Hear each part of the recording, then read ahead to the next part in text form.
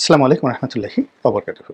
সম্মানিত দর্শক, দ্বিতীয় বিপ্লবের কথা মারাত্মকভাবে আলোচিত হচ্ছে। যারা এই সময়টিতে বিপ্লবের মাস্টার মাইন্ড, গণ অভ্যুত্থানের মাস্টার মাইন্ড রূপে এই সমাজে বিচরণ করছেন, বুদ্ধিজীবী। তাদের এত বুদ্ধির যন্ত্রণায় অনেকের দাঁত পড়ে গেছে, অনেকের চুল পেকে একদম সাদা গুডুগুডু হয়ে গেছে, এবং তারা সারাদিন এত চিন্তা করেন, চিন্তার যন্ত্রণায় তাদের কপালের বেশিরভাগ চুল নেই। এবং অনেকের দেশ জাতির প্রতি তাদের যে প্রেম, ভালোবাসা, উদ্বেগ এবং উৎকণ্ঠা, এর কারণে সারাক্ষণ তাদের মেজাজ গরম থাকে, ভীষণ রকম মেজাজ গরম থাকে। এবং সেই মেজাজ গরমের কারণে তাদের যে ফার্টাইলিটি রেট, সেটা জিরো হয়ে গেছে। সন্তান উৎপন্ন করার পুরুষের যে সহজাত ক্ষমতা, সেই ক্ষমতা তাদের নেই। তাদের হয়তো বীর্য আছে, কিন্তু বীর্যের মধ্যে শুক্রাণু সেভাবে নেই। ফলে অনেকের ছেলে সন্তান নেই। তারা এই দেশ জাতির জন্য মূলত পরিশ্রম করে যাচ্ছেন। এইরকম অসংখ্য মানুষ। অনেকে এই যাকে বলা হয় বিভিন্নভাবে সেকুলার চিন্তাভাবনা করেন। অনেকে ডানপন্থী, অনেকে বামপন্থী, অনেকে মাঝহাবি, অনেকে লামাঝহাবি, অনেকে সুন্নতি, অনেকে জামাতি। এরকম অসংখ্য লোক এই আগস্ট মাসে 5 তারিখের পর তারা সেই বিপ্লবের মাস্টার মাইন্ড হিসেবে এভাবে সামনে চলে এসেছেন। মনে হয় যেন তারা যুগের পর যুগ ধরে এই আন্দোলন তারা করেছেন। শেখ হাসিনাকে হটানোর জন্য তারা সে 2009 সন থেকে পরিশ্রম করছেন। এরকম অনেক লোক এখন আমরা সামনে দেখতে পাচ্ছি। এবং তারা যেভাবে দাড়ি ঝুলিয়ে, মুখ ঝুলিয়ে, মোচ ঝুলিয়ে, গাল ঝুলিয়ে, পাগড়ি দুলিয়ে যেভাবে কথাবার্তা বলছেন, তাদের কথাবার্তা শুনলে মনে হবে যে এই বাংলায় তারা ছাড়া আর কোনো গণক নেই, তারা ছাড়া অন্য কোনো জ্ঞানী নেই, গুণী নেই, পণ্ডিত নেই, পাণ্ডিত্য নেই, এবং এই বাংলাদেশে তারা ছাড়া অন্য কোনো বই পুস্তক নেই। তারা হলো জীবন্ত লাইব্রেরি। তো এইরকম একটি অবস্থাতে তারা যে সকল বিতর্ক আমাদের এই সমাজে গত 7 মাসে তৈরি করেছে, সেই বিতর্কের ফলে সামাজিক যে সংহতি, এটা নষ্ট হয়ে গেছে। যারা এই বিপ্লবের প্রাণপুরুষ ছাত্র, সেই ছাত্রদের জীবন হুমকির মুখে পড়ে গেছে। তাদের দুর্মতি, দুর্বুদ্ধি এবং অতি পাণ্ডিত্যের কবলে পড়ে কোমলমতি বিপ্লবীরা, কোমলমতি আন্দোলনকারীরা, গণঅভ্যুত্থানের নায়ক এবং নায়িকারা অবাক বিস্ময়ে একটার পর একটা ভুল করে গেছে, এবং এখন পর্যন্ত সেই ভুল করে চলেছে। বাংলাদেশ যখন শুরু হলো, আসলে মূলত ব্যাপার হলো যে আপনি যদি বিতর্ক করতে চান, সেই বিতর্কের ব্যাপারে বেশি বিতর্ক করা আল্লাহ রাব্বুল আলামিন নিষেধ করে দিয়েছেন। এর কারণ হলো আল্লাহ বলেছেন যে তোমাদেরকে আসলে খুব কম জ্ঞান দেওয়া হয়েছে। আমা উতিতুম মিনাল ইলমি ইল্লা কলিলা। মানুষদেরকে আল্লাহ খুব কম বুদ্ধি দিয়েছেন। ফলে এই বুদ্ধি নিয়ে মানুষের জন্ম রহস্য, মৃত্যু রহস্য, কিভাবে বাঁচে, কি এত কিছু করে, এগুলো নিয়ে এত বেশি চিন্তা ভাবনা, বিতর্ক করার দরকার নেই। মানে আল্লাহ রাসূল সাল্লাল্লাহু আলাইহি সাল্লামের কাছে জিজ্ঞাসা করা হয়েছিল রূহ সম্পর্কে, যে আমাদের মধ্যে যে কলিজ মানে রূহ যেটি আসা যাওয়া করে, এটা আসলে কি? এখন এই বিষয়টি এতটা জটিল যে বিজ্ঞান এখনো পর্যন্ত রূহ জিনিসটা কি, প্রাণবায়ুটা কি, এটা এখন পর্যন্ত ধারের কাছে যেতে পারেনি। আজরাইল আমাদেরকে আসে, জান কবজ করে নিয়ে যায়। কি নিয়ে যায়? কেন মানুষ মরে যায়?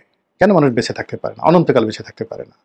কি এমন রয়েছে যে জিনিসটা চলে যায়? এই যে রূহ কথা বলা হচ্ছে, কেউ বলে ইল্লিনে যায়, কেউ বলে সিজ্জিনে যায়, কেউ মারুফতি নানা রকম তথ্যপাত্র দিয়ে অসংখ্য বিতর্ক আমরা এখন করার চেষ্টা করেছি। অথচ মুহাম্মদ রাসূলুল্লাহ সাল্লাল্লাহু আলাইহি ওয়াসাল্লাম এর কাছে যখন এই বিষয়ে জিজ্ঞাসা করা হলো, আল্লাহ বলে দিলেন যে তোমাদেরকে খুবই কম জ্ঞান দেওয়া হয়েছে, সেগুলো নিয়ে আর বিতর্ক করো না, বেশি প্রশ্ন করো না। 1।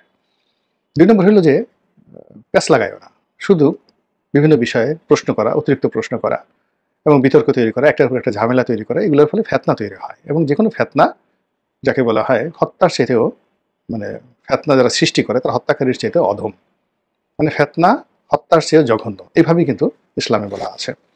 তো এই ফিতনা সৃষ্টি করার ক্ষেত্রে মুনাফিকি এবং অতিরিক্ত প্রশ্ন করা, এবং এই দুটো কাজই বনী ইসরাইলরা করতো, অর্থাৎ ইহুদিরা করতো। এবং তারা সেই ফিতনাটা কিভাবে তৈরি করতো, এই জন্য আল্লাহ রাব্বুল আলামিন পবিত্র কালামে পাকে দুটো খুব গুরুত্বপূর্ণ ঘটনা বর্ণনা করেছেন। একটা হলো যে বনী ইসরাইল জাতির একজন লোক মারা যায়। এখন কোনো অবস্থাতেই কে মারা গেছে, যে মারা গেছে তাকে কে মেরেছে, এই বিষয়টি নির্ধারণ করা যাচ্ছে না। তো বনী ইসরাইলের লোকজন এসে হযরত মূসা আলাইহিস সালামকে বললেন যে, আপনি তো আল্লাহর রাসূল, আপনি কি ধরনের আপনার ক্ষমতা আছে আমরা একটু দেখতে চাই। তো আপনি একটু আল্লাহর কাছে জিজ্ঞাসা করেন, আল্লাহ বলে দিক যে এই হত্যাকারী কে। তো আল্লাহ রাব্বুল আলামিন সেই বনী ইসরাইলদেরকে জবাব দেওয়ার জন্য তিনি একটা সিস্টেম করলেন। কেন তিনি সরাসরি নাম না বলে তিনি এরকম একটা পরীক্ষা করলেন, কাজ করলেন, যাতে করে ওই কর্মটি করলে, অর্থাৎ একটি গোবর্ষ, সেই গোবর্ষ জবাই যদি করা হয় তাহলে সেই গোবর্ষের জবাইয়ের যে মাংস ওই মৃত ব্যক্তির শরীরে স্পর্শ করা মাত্র সে মুহূর্তের মধ্যে জেগে যাবে এবং সে নিজেই সাক্ষ্য দেবে আমাকে অমুক খুন করেছে, তারপর সে আবার মরে যাবে। এই হলো কাহিনী। এরপরে শুরু হলো সেই বাছুর মানে মানে গরুর যে গরুটি সেটা কেমন হবে, রং কেমন হবে, বাড়ি কোথায়, খুর কেমন হবে, লেজ কেমন হবে, রং কেমন হবে, হাজার রকম প্রশ্ন করে পুরো বিষয়টিকে এমন জটিল করে তোলা হলো, এখন আর ওই গরু তো পাওয়া যাচ্ছে না খুঁজতে খুঁজতে। এবং এটাই হলো বিতর্কের যাকে বলা হয় খারাপ দিক, যেটা আল্লাহ নিষেধ করেছেন যে অযথা বিতর্ক করো না, অযথা প্রশ্ন করো না।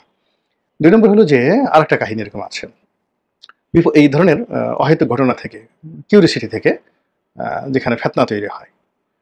যেমন একজন মূর্তি পূজক ছিলেন, মূর্তি বানাতেন, হারুন আস-সামিরি। তো হারুন আস-সামিরি তিনি ওই বনী ইসরাইল জাতির সঙ্গে নীল নদ বা সমুদ্র পাড়ি দিচ্ছিলেন। তো তিনি যখন পাড়ি দিচ্ছিলেন হঠাৎ করে তার নজরে এলো যে হযরত জিবরাইল আলাইহিস সালাম যে ঘোড়ায় করে পার হচ্ছিলেন, সেই ঘোড়ার খুরে যে ধুলা উড়ছিল সেগুলো মুহূর্তের মধ্যে স্বর্ণ রেণুতে পরিণত হয়ে যাচ্ছিল। তো এটা সে যেহেতু মূর্তি বানাতো, তো তার হঠাৎ করে কিউরিওসিটি জাগলো এবং কোনো রকম চিন্তা ভাবনা না করেই তিনি করলেন কি, সেখান থেকে সেই স্বর্ণ রেণুগুলো তিনি সংগ্রহ করলেন এবং নিয়ে গেলেন। যাই হোক, খুব সংক্ষেপে করছি, পরবর্তীতে কোনো এক সময় তিনি সেই স্বর্ণ রেণু দিয়ে একটা গরুর বাছুর তৈরি করলেন এবং আরও অনেক অলৌকিক ঘটনা আছে, কাহিনী আছে। তো সেই স্বর্ণের বাছুরটি হঠাৎ করে হাম্বা হাম্বা বলা শুরু করলো এবং এটি একটা দোয়া, তার মানে একটা ডিজায়ার তিনি মূসা আলাইহিস সালাম এবং হযরত হারুন আলাইহিস সালাম তাদের কাছে তিনি চেয়ে নিয়েছিলেন। তো যাই হোক, যখন হাম্বা হাম্বা করলো ঠিক সেই সময়টাতেই হারুন আস-সামিরি বলে বসলেন যে মুসা তুর পর্বতে গেছে আল্লাহকে আনার জন্য। আল্লাহ তো তুর পর্বতে নেই, আল্লাহ এখানে এই গরুর মধ্যে, এই গরু বাছুরের মধ্যে। এই শুরু হয়ে গেল যুদ্ধ, সে ভয়াবহ যুদ্ধ। তো এই যে ফিতনা, এই ফিতনাগুলো আমাদের এই বর্তমান জামানাতে অহরহ হচ্ছে, যখন আপনি কোনো জ্ঞানী লোক ইন্টেলেকচুয়ালি এইভাবে একটি সম্ভাবনাকে, তাই সেই যাকে বলা হয় নিজেদের মধ্যে থেকে সেটাকে বিভ্রান্ত করে ফেলে। যেমন ধরুন আমি সমালোচনা করছি, কি সমালোচনা করছি একেবারে স্পষ্ট।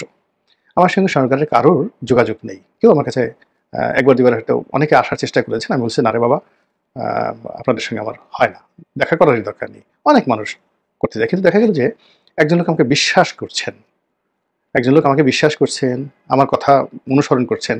তো তাকে আমি এমন একটা তথ্য দিলাম বা এমন একটা কাজ করতে দিলাম, আমি জানি যে এই কাজটি করলে তার সর্বনাশ ঘটবে বা সে সেটা পারবে না। অথবা আমি অনেস্টলি তাকে বলছি কাজটা করার জন্য, কিন্তু আমি নিজে সেই কাজটি করতে পারিনি। তো আমি আমার এই অবস্থান থেকে যেটি পারিনি সেটি আমার সন্তানের বয়সী, আমার নাতির বয়সী একটা লোক পারবে, এটা কি করে সম্ভব?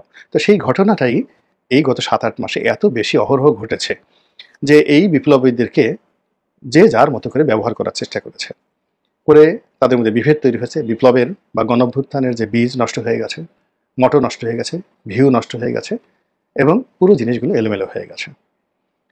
এখন এটা কি বিপ্লব? এটা নাকি গণঅভ্যুত্থান? এখন আমরা কি করব? নতুন সংবিধান রচনা করব? আগের সংবিধান ছুঁড়ে ফেলে দেব? না সংস্কার করব?